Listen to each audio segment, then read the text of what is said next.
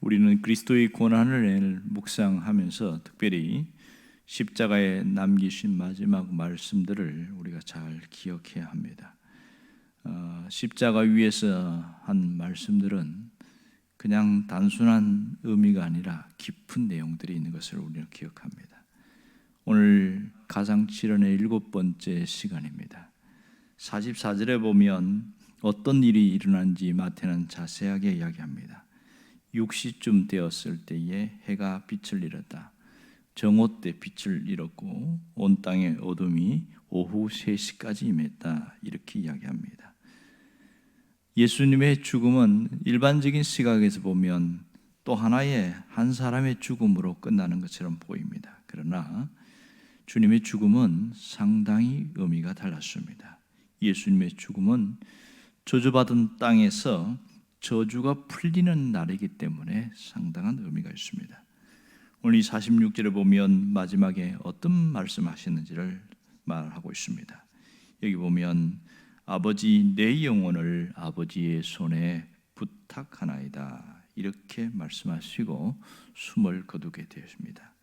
오늘 여기서 우리가 갖는 의문점은 먼저 왜 내 영혼이라고 했을까 하는 겁니다.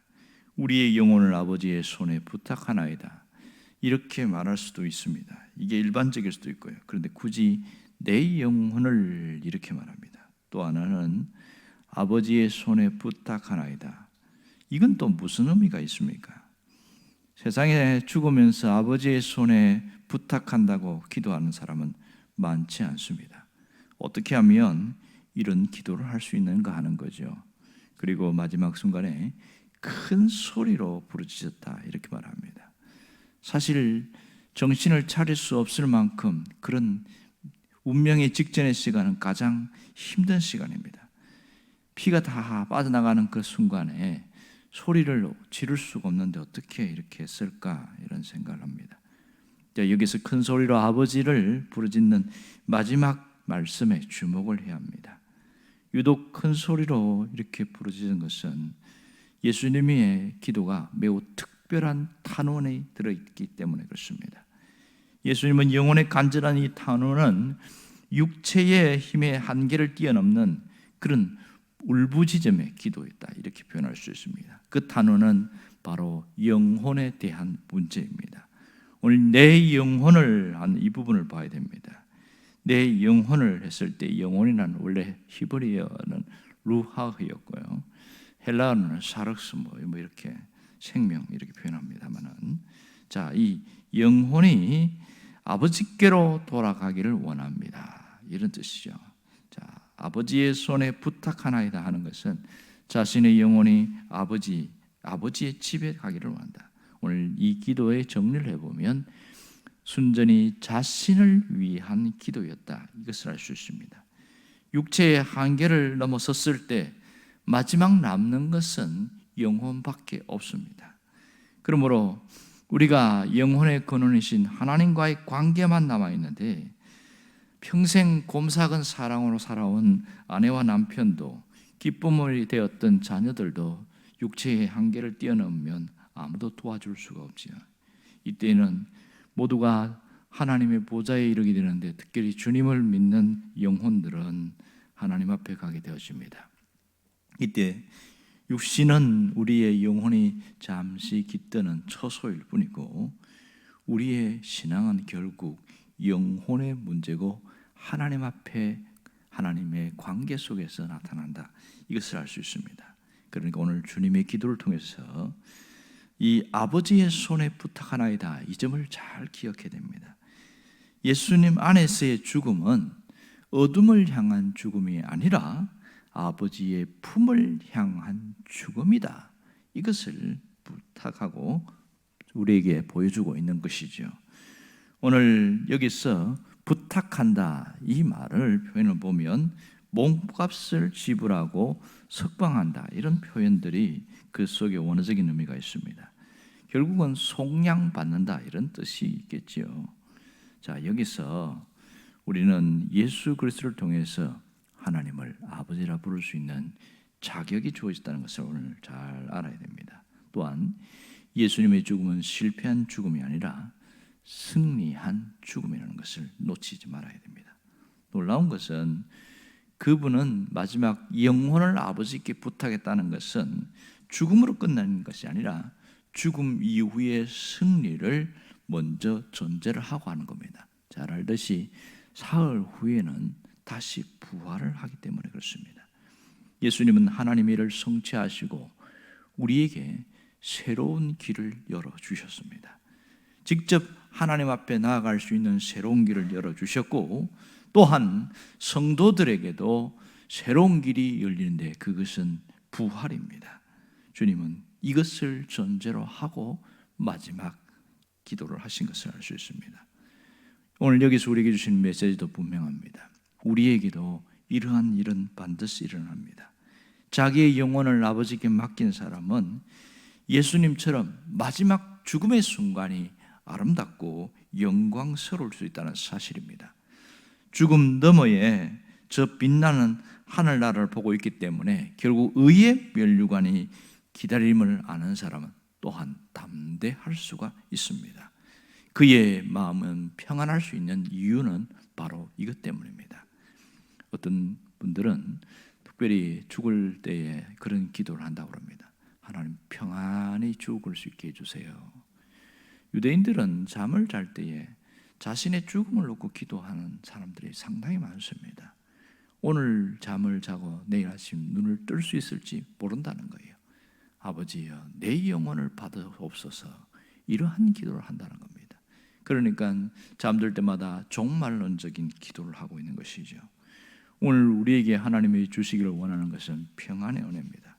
마지막 내 영혼을 아버지의 손에 부탁하나이다.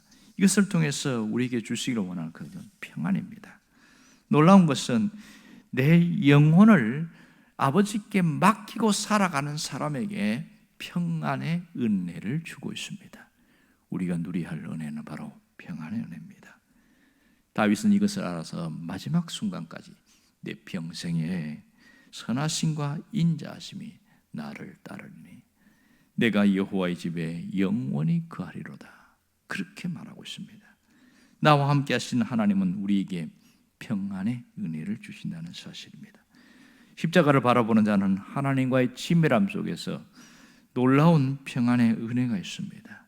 여러분이 이 은혜가 삶 전체를 누리는 영향력 있는 것이 되기를 원합니다. 특별히 오늘 우리가 어떤 마음가짐으로 살아가야 되는가, 이 점을 대단히 중요하게 생각하는데, 예수님의 죽음에서 우리는 죽음을 바라보는 관점이 달라져야 합니다. 자신의 영혼을 부탁하는 예수님의 기도를 통해서 새로운 삶을 살아가야 합니다. 그것은 이 죽음에 대하여 새로운 시작을 하는 사람들은 죽음에 대한 새로운 것을 보는데 죽음이 아니라 죽음 너머의 부활까지 볼 수 있어야 됩니다. 그것은 우리의 영혼이 죽는 부활이 아니라 살아있을 때에도 그 부활을 볼 수 있어야 죽음 너머에서도 당당할 수 있다는 것을 알 수 있습니다. 여러분 유명한 그 디트리히 본 회프라는 목사님인데 이분은 옥중 생활을 2년간 하다가 마지막 돌아가십니다. 그런데 교수대에 끌려가기 전에 그때에 이렇게 말합니다. 오늘은 내 육체의 마지막 날입니다. 하지만 나에게 있어서는 삶의 새로운 시작입니다. 이렇게 이야기하는 겁니다.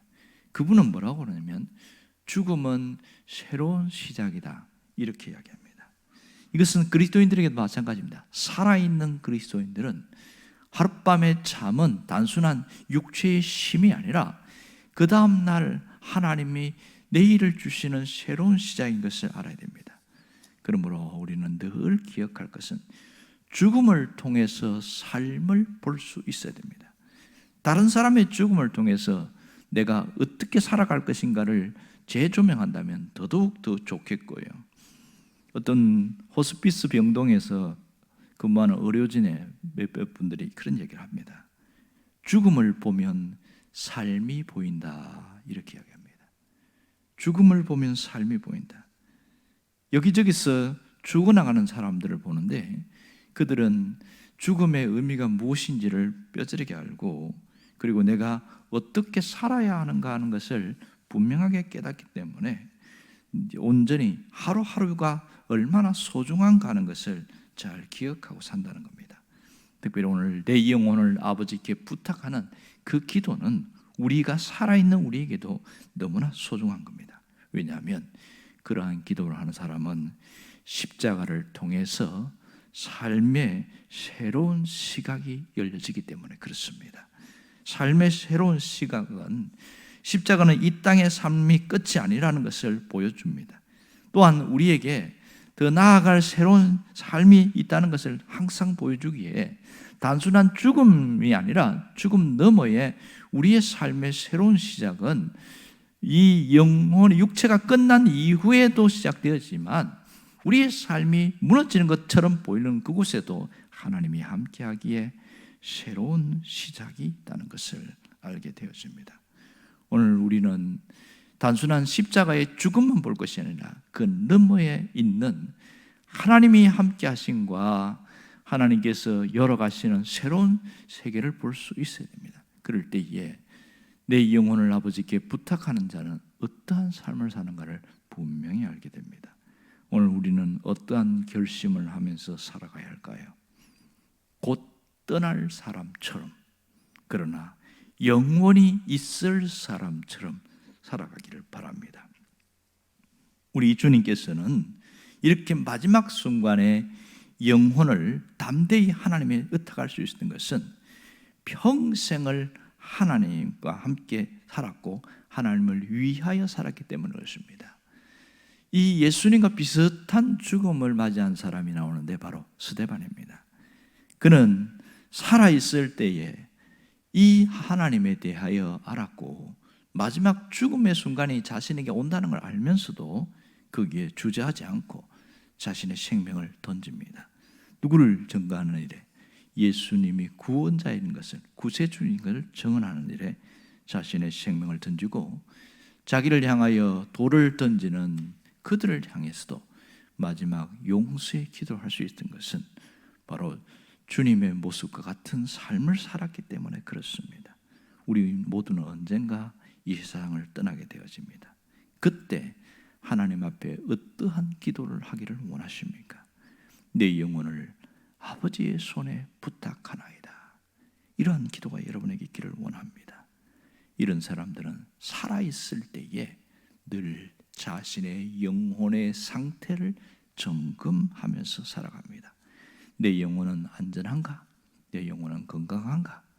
내 영혼은 안녕한가? 이런 것들을 보면서 자신의 영혼을 챙기면서 주님을 위하여 살아갑니다.